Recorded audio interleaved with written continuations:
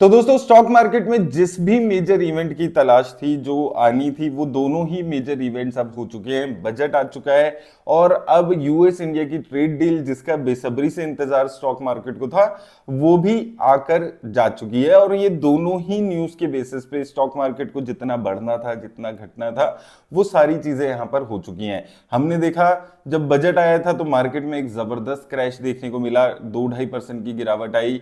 फिर उसके बाद नेक्स्ट डे ही यूएस और इंडिया की ट्रेड डील अनाउंस हो गई और उसकी पॉजिटिविटी में मार्केट में 2.5-3% का उछाल आया। बेसिकली जो गिरावट बजट में देखने को मिली थी उसको न्यूट्रलाइज यूएस और इंडिया की ट्रेड डील ने कर दिया और अब ये दोनों ही न्यूज को प्राइस्ड इन मार्केट कर चुकी है। और अब दोबारा से जो न्यूट्रल यहां पर मार्केट चलती है वैसे चलती हुई अभी नजर आ रही है। इसके साथ साथ फॉरेन इंस्टीट्यूशंस की बात करें तो बजट के बाद एक जबरदस्त गिरावट देखने को मिली थी, हमें एक सेलिंग देखने को मिली थी। बजट वाले दिन में भी गिरावट आई थी, लेकिन यूएस इंडिया की ट्रेड डील के बाद एक जबरदस्त बाइंग 5,000 करोड़ के आसपास की बाइंग देखने को मिली थी। अब फॉरेन इंस्टीट्यूशंस भी बहुत ज्यादा ना तो बिकवाली कर रहे हैं ना ही बहुत ज्यादा यहां पर खरीदारी करते हुए नजर आए। जो पिछले 1-2 दिन का डेटा देखा है, एक दिन 400-500 करोड़ के बाइंग थी, कल 29-30 करोड़ के आसपास की नेट बाइंग थी। तो यहां पर दोनों ही चीजें सेटल डाउन होती हुई नजर आ रही है। पॉजिटिव बात यहां पर क्या है? पॉजिटिव बात यह है कि वो जो एक हमारे दिमाग में एक वो चल रहा था कि एक हमेशा से एक प्रॉब्लम चल रही थी यूएस इंडिया की ट्रेड डील का क्या होगा, यूएस से रिलेशंस अच्छे नहीं चल रहे हैं, वो सारी नेगेटिविटी अब इंडियन मार्केट के ऊपर से हट चुकी है। और दूसरी चीज, बजट में जो उम्मीद थी कि कुछ पॉजिटिव आएगा वो सब कुछ नहीं देखने को मिला। उसमें 2-3 चीजें थी जो हमने बात किया जो जिसकी वजह से मार्केट में एक जबरदस्त क्रैश था और वो दोनों ही चीजें सेटल डाउन हो गई। अब वही चीज पे मार्केट फिर से यहां पर आ गई है कि कंसोलिडेशन फेज में आपको देखने को मिल रहा है, ना बहुत ज्यादा ऊपर जा रही है तो ना तो हमारी जो यूएस इंडिया की ट्रेड डील थी वो मार्केट को वन साइडेड बुलिश जोन में लेकर जा पाई, क्योंकि आज देखा थोड़ी बहुत गिरावट थी, कल बहुत ज्यादा उछाल नहीं था। तो वही जो हमारी मार्केट आज से एक हफ्ते पहले जैसे बिहेव कर रही थी वैसे ही आज फिर से अब बिहेव करने लग गई है। यानी कि वो जो दोनों न्यूज थी उसके बेसिस पे जो घटना बढ़ना था वो अभी सेटल डाउन हो चुका है।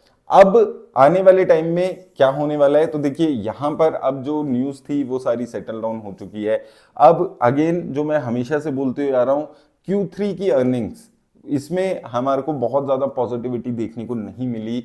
हमारी जो भी निफ्टी 50 इंडेक्स की मेजर कंपनीज थी वहां से या फिर even small cap mid cap companies में से कुछ कंपनीज के अच्छे रिजल्ट आए, डेफिनेटली कुछ कंपनीज के न्यूट्रल रिजल्ट्स देखने को मिले और काफी सारी कंपनीज के रिजल्ट्स जो थे वो उम्मीद से खराब आते हुए नजर आए हैं। तो अब फिर से वो जो शॉर्ट टर्म के लिए अभी नेक्स्ट क्वार्टर के रिजल्ट्स का वेट होने वाला है और अब फिर से वही जो फंडामेंटल्स हैं वो बोलने वाले हैं कि अगली बार फंडामेंटली कैसी चीजें आएंगी, अच्छा कुछ आएगा या पॉजिटिव चीजें देखने को मिलेगी, नेगेटिव चीजें देखने को मिलेगी या नहीं देखने को मिलेगी, वो बहुत ज्यादा इंपॉर्टेंट रहने वाला है। क्योंकि जो मार्केट में पॉजिटिविटी नेगेटिविटी होनी थी वो सारी चीजें हो चुकी है, जो न्यूज बेस्ड चीजें होनी थी अब फंडामेंटल्स पे डिपेंड करेगा। अगेन नेक्स्ट क्वार्टर में कैसे नंबर्स आते हैं वो सारी चीजें, अभी भी कुछ कंपनीज के रिजल्ट बचे हैं लेकिन मेजरली बड़ी कंपनीज के रिजल्ट आ चुके हैं। कुछ 2-4-5 कंपनीज हैं बड़ी लेवल पे जिनके अभी भी रिजल्ट्स पेंडिंग है, लेकिन मेजरली रिजल्ट्स अभी हमारे आ चुके हैं और जो बचे भी हैं वो अभी नेक्स्ट 2-3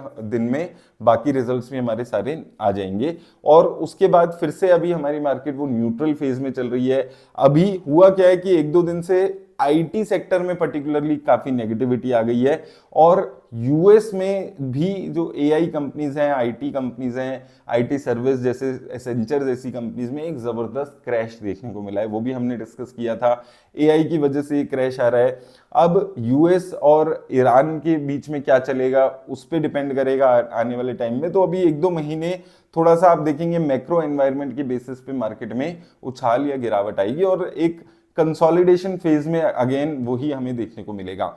अगर आप देखें ऊपर जा रही है तो आपको वेट करना है, अभी बहुत ज्यादा कुछ ऐसी चीज नहीं हुई है जो यूएस इंडिया ट्रेड डील से उम्मीद थी कि शायद एक वन साइडेड तेजी देखने को मिलेगी, वो चीज एस्पेक्ट भी अभी मार्केट में आते हुए नजर नहीं आया है। ना ही वो जो बजट था उसको भी 1-2 दिन में ही मार्केट ने प्राइस इन कर लिया था। और ये हमने हमेशा बात की है कि जितनी भी न्यूज रिलेटेड चीजें होती है, चाहे बजट था चाहे ये यूएस इंडिया की ट्रेड डील थी, ये 1-2 दिन में ही मार्केट प्राइस्ड इन कर लेती है, वेदर पॉजिटिव और नेगेटिव। लेकिन उसके बाद भी हमारी जो 26,200-300 का ऊपर लेवल पे नंबर्स हैं, वो अभी भी एक बिग हर्डल रहने वाला है। और नीचे लेवल पे पॉजिटिव बात क्या है कि 24,800 24,900 पे एक जबरदस्त सपोर्ट मार्केट में बनते हुए नजर आ रहा है।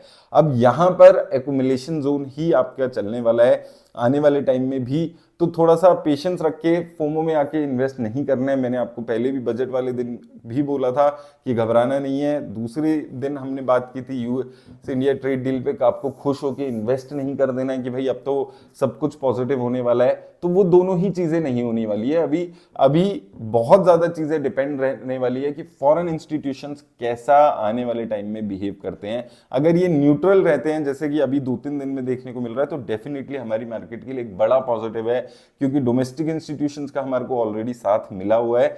उसके साथ अगर बस फॉरेन इंस्टीट्यूशंस एटलीस्ट बेचना बंद कर देंगे ऐसे भर भर के, तो हमारी मार्केट में आपको ओवरऑल 1-2 महीने में तेजी देखने को मिल जाएगी। लेकिन ये जो सेलिंग है अगर ये फिर से शुरू हो गई तो आपको फिर से गिरावट देखने को मिल सकती है। तो बहुत सारी चीजें अभी डिपेंड करेगी कि फॉरेन इंस्टीट्यूशंस आने वाले टाइम में कैसे अपने जो सेलिंग और बाइंग है उसको कैसे मैनेज करते हैं। आपको अभी क्या करना है, देखिए पेशेंस रखने पड़ेंगे। और देखिए सिल्वर और गोल्ड में भी अब गिरावट आ रही है। अब वैसे भी माहौल नहीं है कि सिल्वर डेली बढ़ रहा है, एक लेवल पे बढ़ा था, उसके बाद देखिए कोई भी चीज अगर बढ़ती है तो वो एक लेवल पे जाकर तो या तो कंसोलिडेट होती है या गिरना शुरू होती है। अभी सिल्वर और गोल्ड के साथ भी वही चीज होती हुई नजर आ रही है। तो इन्वेस्टमेंट के ऑप्शंस आपके पास बहुत ज्यादा नहीं है कि आप अब पहले तो चलो अभी आज से 1 हफ्ते पहले सिल्वर और गोल्ड का बहुत यूफोरिया देखने को मिल रहा था, इन्वेस्टर्स इक्विटी छोड़ छोड़ के इन्वेस्ट कर रहे थे सिल्वर और गोल्ड में। वहां पर भी एक लेसन लर्न हो गया है कि ऐसा नहीं है कि वन साइडेड रिटर्न ही आती रहेगी, गिरावट भी वहां पर देखने को मिलती है, वहां पर भी आपको एक जबरदस्त क्रैशेस देखने को मिले हैं। तो वो चीज ओवरऑल रहने वाली है अभी भी कि आपको थोड़ा सा पेशेंस रख के अपनी एसेट एलोकेशन को ज्यादा तवज्जो देना है, क्योंकि वही चीज हमारे हाथ में है। मार्केट कल बढ़ेगी घटेगी कोई नहीं बता सकता है। तो हम क्या कर सकते हैं, अपने जो इन्वेस्टमेंट है उसमें अगर हम म्यूचुअल फंड्स में इन्वेस्ट कर रहे हैं, स्टॉक्स में इन्वेस्ट कर रहे हैं, तो अच्छी क्वालिटी के म्यूचुअल फंड और स्टॉक्स को चूज करके वहां से इन्वेस्टमेंट को आपको बनाने की यहां पर जरूरत है। और थोड़ा सा पेशेंस अभी मार्केट में और लगेगा। उम्मीद है कि नेक्स्ट क्वार्टर में चीजें पॉजिटिव होंगी, कुछ ग्रोथ वहां पर नजर आएगी। लेकिन अभी के लिए जो चीजें हैं, जो इंडिया और यूएस की ट्रेड डील से बहुत ज्यादा उम्मीद थी, वैसा मार्केट में वन साइडेड तेजी नहीं हुई। 1-2 दिन की तेजी के बाद वो न्यूट्रल चीजें होती हुई वहां पर भी नजर आ रही है। तो आपको अपनी इन्वेस्टमेंट स्ट्रेटेजी चाहे मार्केट घटे बढ़े उसी हिसाब से रखनी है कि भाई हम अपना एसेट एलोकेशन ठीक रखें। अगर आप लार्ज कैप में इन्वेस्ट कर रहे हैं तो अपने रिस्क के हिसाब से कितना इन्वेस्ट कर सकते हो, वॉलिटिलिटी कितनी झेल सकते हो, उन सब चीजों को नजर रख के अब यहां से आपको मार्केट में इन्वेस्टमेंट करनी होगी। तो ये सब चीजों का ख्याल रखिए अगर आप इन्वेस्ट कर रहे हैं तो। उम्मीद करता हूं आपको हेल्प मिलेगी इस वीडियो से। धन्यवाद।